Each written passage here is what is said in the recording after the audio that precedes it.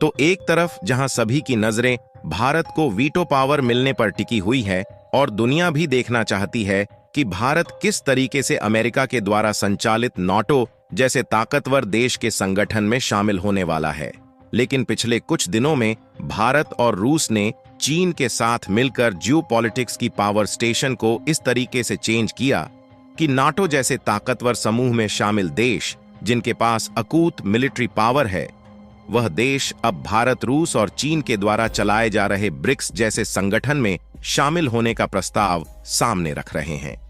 और नाटो जैसे संगठन को छोड़कर भारत के पास आना चाहते हैं, क्योंकि भारत और रूस जैसे देशों ने मिलकर ब्रिक्स को इतना ज्यादा ताकतवर बना दिया कि यह ऑर्गेनाइजेशन सीधे तौर पर अमेरिका के द्वारा ऑर्गेनाइज किए जा रहे नाटो को टक्कर देने के लिए अपने पैरों पर खड़ा हो चुका है। और पिछले कुछ दिनों से दुनिया भर में रूस और भारत की चर्चाएं इसलिए फैल गई हैं क्योंकि अब तुर्की ने यह फैसला ले लिया है कि वह नाटो जैसे ऑर्गेनाइजेशन को छोड़कर ब्रिक्स में शामिल होगा और उन्होंने इसका प्रस्ताव भी सामने रख दिया है। आखिर ब्रिक्स, नाटो और वीटो पावर क्या है और भारत रूस ने चीन के साथ मिलकर ऐसा कौन सा खेल कर दिया है जिससे तुर्की ने नाटो को छोड़कर ब्रिक्स में शामिल होने का फैसला ले लिया है? इस वीडियो में सारी जानकारी हम आपको बताने वाले हैं।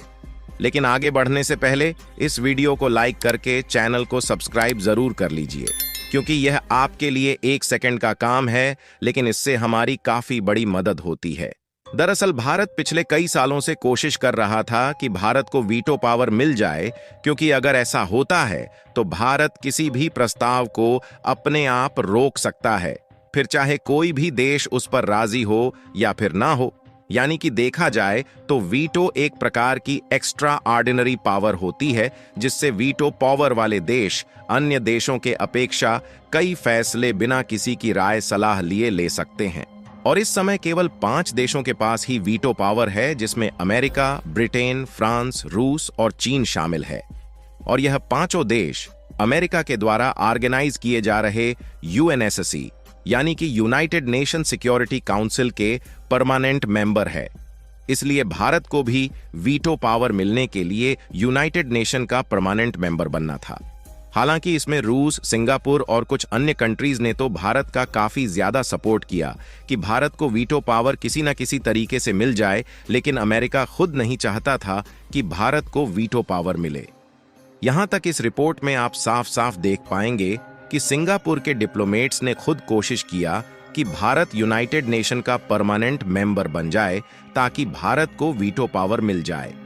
यहां तक कि सिंगापुर के डिप्लोमेट्स ने यह तक कोशिश कर डाली कि ब्रिटेन से यूनाइटेड नेशन में उसकी सीट खाली कराकर भारत को दे दी जाए, क्योंकि भारत जिस तरीके से आर्थिक कामयाबी कर रहा है और दुनिया की सबसे तेज बढ़ती हुई इकोनॉमी बन चुका है, ऐसे में भारत के पास वीटो पावर तो होना ही चाहिए। हालांकि ऐसा तो नहीं हो पाया, लेकिन कुछ ऐसा हो रहा है जिससे अमेरिका को भी शायद यह बात खटक रही होगी कि उन्हें भारत को वीटो पावर दे देनी चाहिए थी और भारत को नाटो जैसे बड़े ऑर्गेनाइजेशन में शामिल करना चाहिए था, क्योंकि अमेरिका के यूनाइटेड नेशन और नाटो से ज्यादा अब भारत के ब्रिक्स की चर्चा शुरू हो गई है। दरअसल ब्रिक्स ब्राजील, रसिया, भारत, चीन और साउथ कोरिया 5 देशों का समूह था। इसके बारे में कहा जाता था कि विकासशील देशों का यह समूह आने वाले समय में विकसित देशों की चिंता बनेगा और पिछले कई सालों से 5 बड़े देश एक समूह बनाकर रह रहे हैं। लेकिन रूस के प्रेसिडेंट व्लादिमीर पुतिन जी ने इसका एक अलग ही लेबल बना दिया, जिसका एक समूह तो ब्रिक्स है और इसका दूसरा समूह है एससीओ यानी कि शंघाई सहयोग संगठन, जिसमें भारत और चीन ब्रिक्स के तो मेंबर हैं ही, साथ ही एससीओ के भी मेंबर है।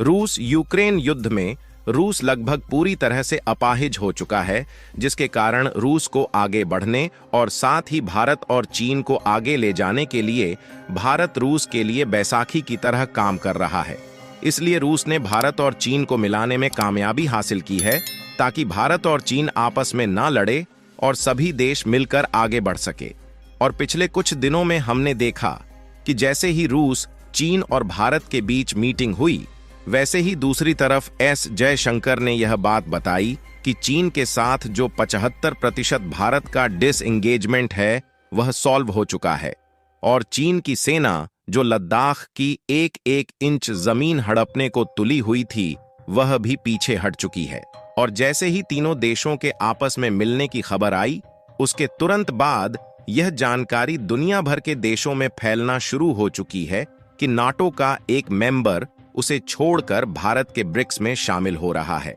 दरअसल जब दूसरा विश्व युद्ध हुआ था तो उस समय सोवियत संघ और संयुक्त राज्य अमेरिका दो बड़ी महाशक्तियां थीं, लेकिन दोनों देशों में इस बात की लड़ाई होने लगी कि हम युद्ध तो जीत गए, लेकिन हम में से लीडर कौन बनेगा। इसे डिसाइड करने के लिए जिस तरीके से लोग मुर्गी लड़ाकर अपनी ताकत का दिखावा करते हैं, उसी तरीके से सोवियत रूस और अमेरिका दोनों दूसरे देशों को आपस में लड़ाकर अपनी शक्तियों का प्रदर्शन करते रहे, जिसे कोल्ड वॉर का नाम दिया गया था। तो इस समय अमेरिका ने अपने हितों की सैन्य रक्षा के लिए एक समूह बनाया जिसका नाम था नाटो, और इस समूह में शामिल 32 देशों ने संकल्प लिया कि अगर इनमें से किसी देश पर अन्य देश ने हमला किया तो हम 32 देश एक साथ मिलकर उस देश पर हमला करेंगे। यानी कि नाटो की यह विशेष ग्रुप इसे सैन्य गठबंधन बनाता है। ये 32 देश आपके सामने दिखाई दे रहे हैं और इन्हीं 32 देश में एक का नाम है तुर्की, जो कि यहां पर खड़ा हुआ दिखाई दे रहा है। लेकिन अमेरिका ने इतना कुछ किया तो सोवियत रूस कैसे शांत बैठ सकता था, और सोवियत रूस ने 8 देशों का एक सैन्य संगठन बनाया जिसे वर्षा नाम दिया गया। लेकिन इस कोल्ड वॉर में सोवियत रूस धीरे धीरे पिछड़ता चला गया और अमेरिका लीड करता चला गया, जिससे 1991 में रूस का पतन हो गया और सोवियत रूस टूटकर 15 देश में अलग अलग बंट गया, जिसमें सबसे बड़ा देश रूस बना। फिर उसने भी बहती गंगा में हाथ धोया और रूस ने अमेरिका जैसी वेस्टर्न कंट्रीज की राह पर काम करके अपने देश में कई सारी कंपनियों को बढ़ाकर एक नई ताकत बनना शुरू कर दिया। और यहां पर रूस को ये बात खटकना शुरू हो गई कि हम भी कभी इतनी बड़ी ताकत हुआ करते थे और आज के समय में अमेरिका से पीछे चले गए, जिसके कारण कई साल पहले रूस ने ब्रिक्स और एससीओ जैसे संगठन की शुरुआत की, जिसमें भारत भी रूस के साथ इक्वल पार्टनर अभी तक बना हुआ है। लेकिन अब रूस के लिए भारत बैसाखी की तरह काम कर रहा है, जिससे ब्रिक्स काफी ज्यादा मजबूत हो चुका है। अगर इस मैप में देखें तो इसमें इंडिया, चीन, रूस, ब्राजील और साउथ कोरिया, यह पांचों कंट्रीज रेड कलर से हाईलाइटेड है, जो कि ब्रिक्स संगठन के सबसे पुराने मेंबर है। और बाकी की जो कंट्रीज ग्रीन कलर में दिख रही है, ये पिछले साल ब्रिक्स के नए मेंबर बन चुके हैं। और बाकी के जो येलो कलर वाले कंट्रीज दिखाई दे रहे हैं, इन्होंने ब्रिक्स का मेंबर बनने के लिए अप्लाई किया है। लेकिन इसी बीच तुर्की देश सामने आता है और ब्रिक्स में शामिल होने का प्रस्ताव सामने रखता है, जो कि ऑलरेडी नाटो का मेंबर है।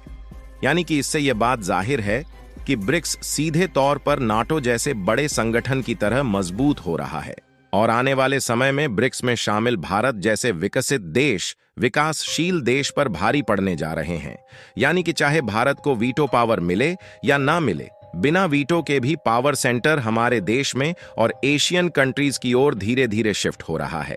फिलहाल आप लोगों का ब्रिक्स के बारे में क्या सोचना है, अपनी राय कमेंट में जरूर बताएं। और पावर सेंटर्स के कंट्रोल एशिया की तरफ शिफ्ट हो रहे हैं, उसके लिए वीडियो को एक लाइक करके अपने मित्रों तक शेयर जरूर करें, ताकि उन्हें भी जानकारी मिल सके।